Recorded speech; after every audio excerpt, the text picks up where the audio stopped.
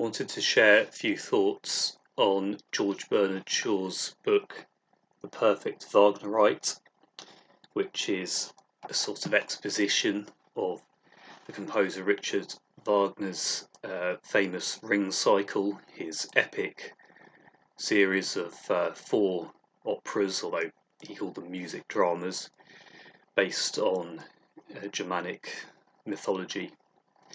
And I want to share some thoughts on Wagner more generally. Bernard Shaw was one of the major literary figures of the earliest 20th century, possibly the most significant English playwright after Shakespeare, some would say, although maybe now best known in the public mind for providing the story behind the musical My Fair Lady, which is based on his play Pygmalion. Shaw was what you call a Wagnerite, a fanatic about the operas of Richard Wagner. And what this book did for me was to really enthuse me about Wagner in a way that I hadn't been enthused before. So I have been really exploring classical music, as it may be called, over the last couple of years in a way that I never have before. And inevitably, Wagner is going to come into that. Love him or hate him, as some do.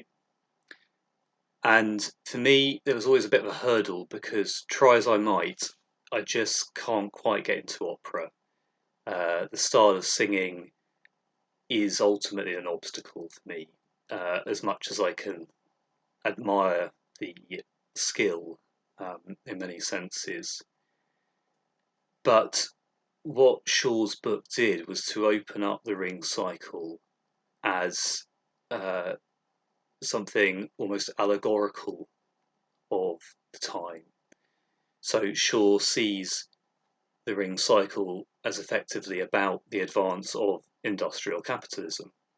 The ring of power, a concept obviously Tolkien would pick up, is the power of capital, the power of gold, in a way that undermines the old gods' purposes, that will do away with the gods ultimately, as the 4th opera in the cycle is titled, The Twilight of the Gods.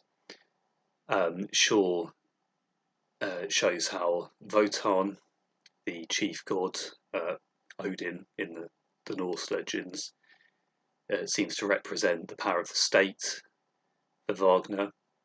He goes into Wagner's anarchism, how Wagner was very keen on the 1848 rebellions across Europe, even though he became something of an ambiguous nationalist later in life. And Shaw really demonstrates how key figures in the text, particularly human figures like Siegfried, are supposed to be the new humanity coming into being, a humanity that doesn't need the old gods, the old religions, that is seeking to forge a new world for themselves. And this really opened up the operas for me. It got me to read them. So Wagner wrote the librettos in advance, and they're well worth the read. They are very accessible. And I find myself now going through a sort of Wagner phase every so often. I get swept up in what Adorno called the phantasmagoria of Wagner, the sort of mystified atmosphere of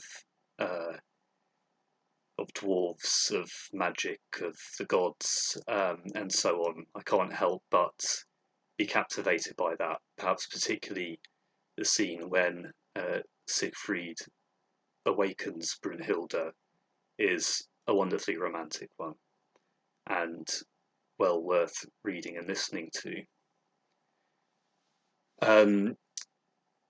I think this really got me listening and reading Wagner's other operas. Parsifal, his last one, has really grown on me over the months. Its themes of suffering, obviously influenced by Wagner's admiration for the philosophy of Arthur Schopenhauer, um, and coming out of his own experience of horrendous migraines, which I've explored in the video on migraine and art. And it's in Parsifal particular that you can see how Wagner was maybe something of a dilettante, as Adorno describes him. Parsifal is a real mash of Arthurian legend, of perhaps Buddhist philosophy, certain Schopenhauerian philosophy. It would be hard to say that it is Christian as such, even though the Holy Grail and communion feature very heavily.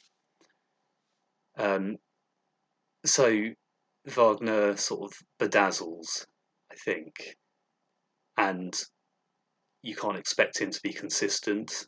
As Shaw says in the book, he was probably a Schopenhauerian one day, maybe something more like a Nietzschean another day, maybe more of a fervent nationalist on another day.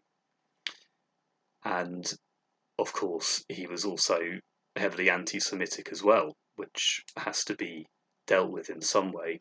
And Adorno's book on Wagner, The Case of Wagner, in some way seeks to come to terms with that. So I couldn't describe myself as a Wagnerite, but I'm certainly someone who can appreciate much of the music, finds much to appreciate in the stories and the actual writing of them. And although ultimately my favourite composer of the late Romantic era has to be Mahler, I do find myself drawn to Wagner quite frequently, and I think anyone should at least come to terms in some way with him.